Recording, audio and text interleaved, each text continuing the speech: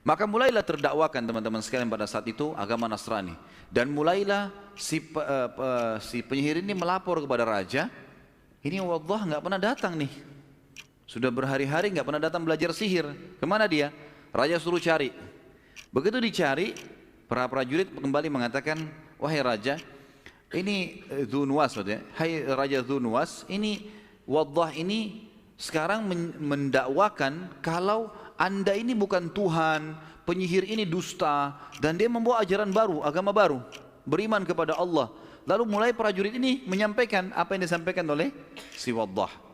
Maka penyihir kaget, si Dzunwas kaget, tangkap dia, tangkap, cari tahu.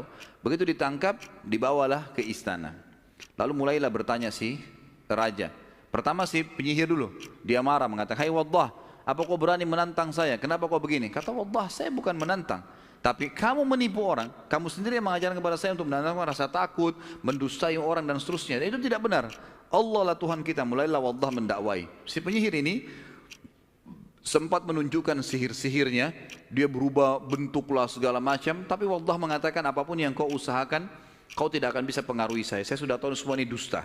Akhirnya penyihir itu terputus, sudah nggak bisa lagi buat apa-apa. Maka Dzunwas mengatakan kepada para prajuritnya, tangkap nih anak muda Waddah, buang, naik ke atas gunung, buang dari gunung. Dibawalah ke atas gunung. Di atas gunung sambil diikat, Waddah mengatakan, rahimahullah, dia mengatakan, tobatlah kepada Allah. Dzunwas itu bukan Tuhan, itu manusia biasa. Ini harus kalian tobat kepada Allah, dinasihatin, dan tidak mau. Prajurit itu tidak mau. Lalu Waddah mengeluarkan kalimat yang akhirnya menjadi doa. Dan ini riwayat Bukhari menjelaskan masalah ini. Dan ini juga doa yang mulia kalau seseorang dizalimi oleh orang lain, dia bisa mengucapkannya. Maka dia mengatakan, Allahumma kfinihim ma syi'ta. Ya Allah, ambil alihlah orang-orang ini. Seperti itulah. Saya sudah berusaha ya Allah, maka ambil alihlah mereka. Maka Allah SWT datangkan badai yang besar, menjatuhkan semua prajurit-prajurit Dzunwas dari gunung, tinggal Waddah sendiri. Waddah karena niatnya mau mendakwakan, maka dia kembali ke istana.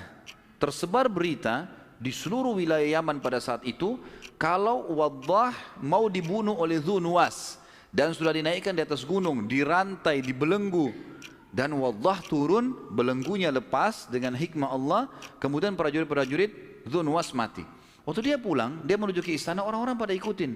Hai Waddah, bagaimana kau bisa selamat? Mana prajurit-prajurit itu? Kata Waddah, Allah selamatkan saya. Sebagaimana saya dakwakan kalian, Allah menciptakan langit dan bumi, tidak mungkinlah bisa dikalahkan. Saya sekarang menuju ke istana, mau menantang lagi Dzunwas. Kembali lagi ke istana. Dzunwas dia tanya, hai Waddah, di mana prajurit-prajurit saya? Kata Waddah, Allah sudah menghancurkan mereka. Gitu kan?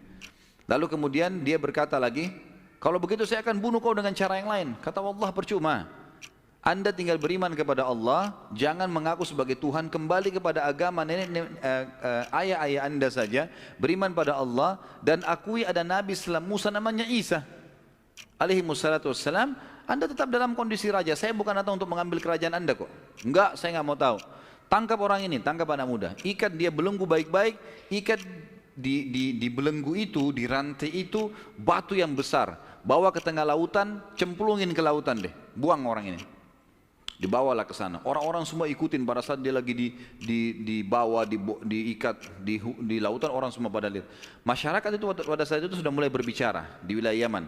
Kalau Allah selamatkan lagi anak muda ini dari tenggelam di lautan ini, maka saya akan beriman kepada risalah yang dibawa pada Nabi Isa, gitu kan? Maka pada saat itu teman-teman sekalian, pergilah ke tengah lautan. Waddah nasihatin orang-orang prajurit-prajurit ini, bertakwalah kepada Allah, kalian salah, Dzunwas bukan Tuhan, dan seterusnya. Tetap enggak mau. Pada saat itu dia membaca doa lagi, Allahumma kfinihim ma syi'ta.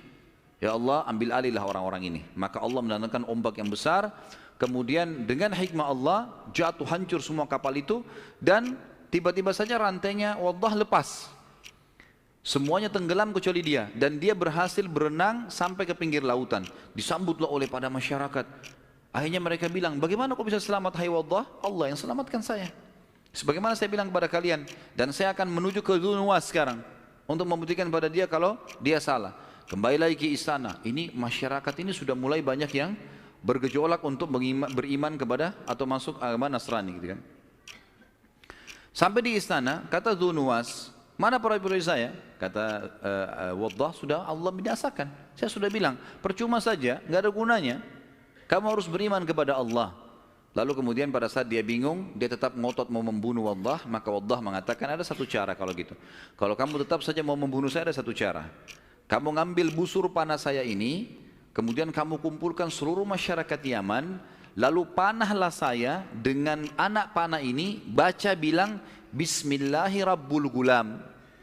Dengan nama Allah, Tuhannya anak muda ini. Lalu lepaskan, kau akan bisa membunuhku. Kata Dzunnuwas, apa benar? Dia bilang iya.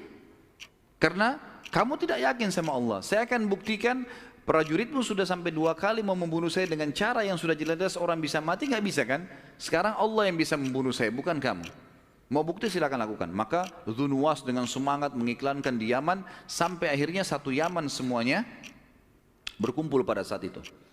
Terkumpul masyarakat Yaman pada saat itu, yang datang nonton saja sekitar 20.000 orang. Dikatakan dalam buku-buku sejarah, nanti kita akan bacakan ayat Al-Quran bercerita masalah itu, tapi di Al-Quran tidak disebutkan jumlahnya. Ya. Kemudian teman-teman sekalian, selain prajurit juga banyak, ribuan orang. Didatangkanlah anak muda ini, lalu ditaruh di tempat yang tinggi, diikat, dan sudah tersebar berita diiklankan, Raja Dzunnuwas akan membunuh anak muda ini. Dan caranya dia akan membaca Bismillahirrabbilgulam dan akan membunuh, supaya setelah ini tidak boleh lagi ada orang yang mengatakan Dzunnuwas bukan Tuhan. Lalu ditariklah anak panah tersebut. Ada 2 riwayat. Riwayat pertama, dilepaskan anak panah itu sambil mengatakan Bismillahirrabbilgulam, lalu matilah anak muda itu.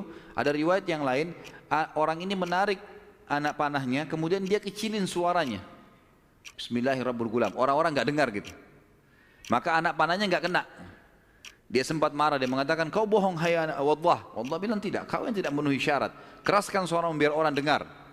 Maka dia mengatakan Bismillahirrabbilgulam, ditarik lalu dilepaskan, kenalah anak muda ini, akhirnya dia mati, gitu kan? Akhirnya dia mati. Ya. Pada saat dia mati, subhanallah, 20.000 masyarakat Yaman pindah ke agama Nasrani.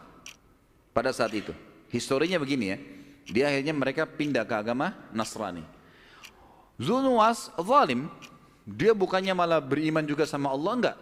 Maka dia mengatakan, siapkan parit yang penuh dengan api, bunuh semua ini, kecuali mereka mau mengakui saya sebagai Tuhan lagi. Maka dikumpulkanlah orang-orang yang 20.000 yang sudah pindah ke agama Nasrani ini, lalu dilemparkan satu persatu ke dalam api itu. Dan ini yang mungkin teman-teman sudah pernah dengar, kisah tentang anak muda dengan penyihir, ya. Itu tadi. Nah ini namanya dia Waddah, gitu kan. Kemudian setelah itu ada kisah Ashabul Ukhdud, orang-orang yang dibunuh di parit, di parit-parit yang dibuat lubang yang besar, dibawa dibakar api.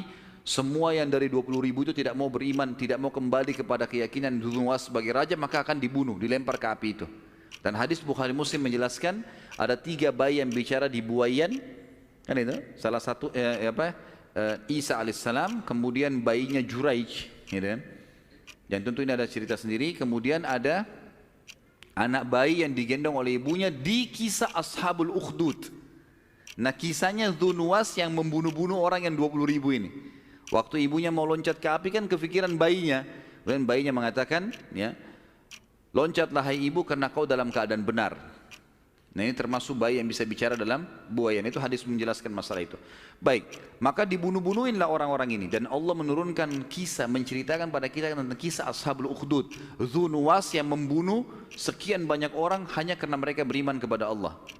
Surah Al-Buruj, surah nomor 85 ayat 1 sampai ayat 8. Surah Al-Buruj, surah nomor 85 ayat 1 sampai ayat 8 menceritakan masalah itu. A'udzubillahi minasyaitonirrajim.